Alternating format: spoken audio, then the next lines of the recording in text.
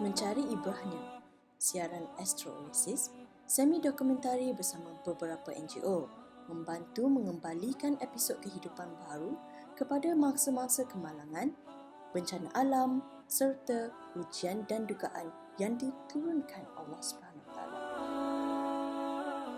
Produksi Mencari Ibrahnya sebanyak 5 episod membabitkan beberapa negeri antaranya Selangor, Kuala Lumpur, Kedah, Johor, Sabah dan Sarawak dengan jumlah penggambaran 20 hari. Hampir setiap tahun, beberapa negeri di Malaysia ditimpa banjir kilat. Akhir tahun 2021, berlalutan ke awal 2022, banjir membawa pengalaman yang sukar dilupakan mangsa banjir. Episod pertama mendekati beberapa individu di Cina Pahang dan Shah Alam, Selangor.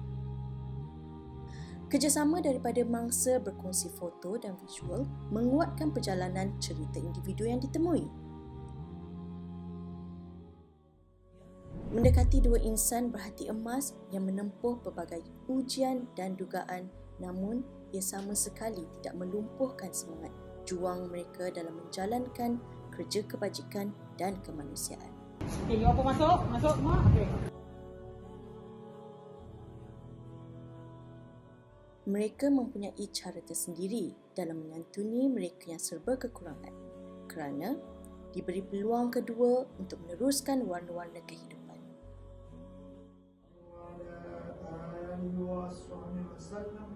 Walhamdulillahirrabbilalamin.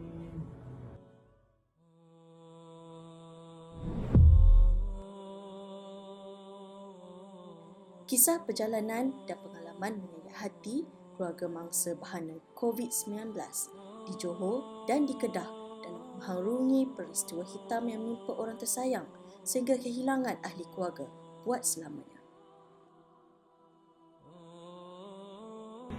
Batuk, bisa-bisa badan semua. Sungguh pun dilanda kesedihan, namun apa yang berlaku diterima dengan reda. And action! Wah! Ketika rakaman temu bual keluarga bangsa, kru sentiasa memberi ruang dan peluang mereka berkongsi cerita walaupun mengambil masa yang agak panjang untuk dilafazkan perasaan kesedihan. Ya Allah, Masya Allah. Saya takut sangat dugaan ni, ya Allah.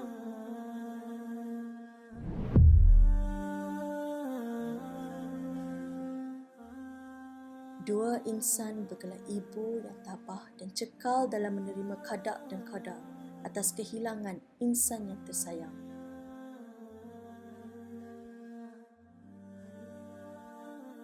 Kisah pertama tragedi MH17 yang menggemparkan seluruh dunia mengorbankan 298 orang penumpang, termasuk satu keluarga, 6 beranak dari Kuching, Sarawak.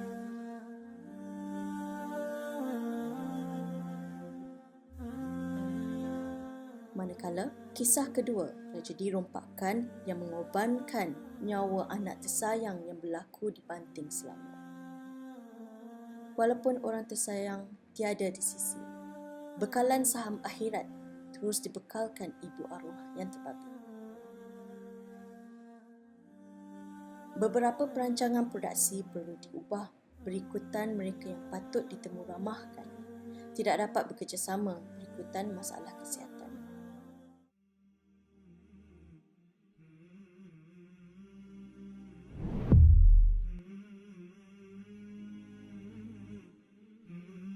Sabah, negeri di bawah bayi. Terukir sebuah kisah seorang mu'alaf yang mempunyai impian tinggi membantu masyarakat Islam di bumi kelahirannya. Tahun 2013, Rumah Transit Mu'alaf Sabah RTMS dibina khas di Ranau bagi saudara baru yang tiada tempat berteduh dan berlindung. Banyak cahaya perubahan dilakukan kepada setiap pelajar yang dahagakan ilmu dan perhatian.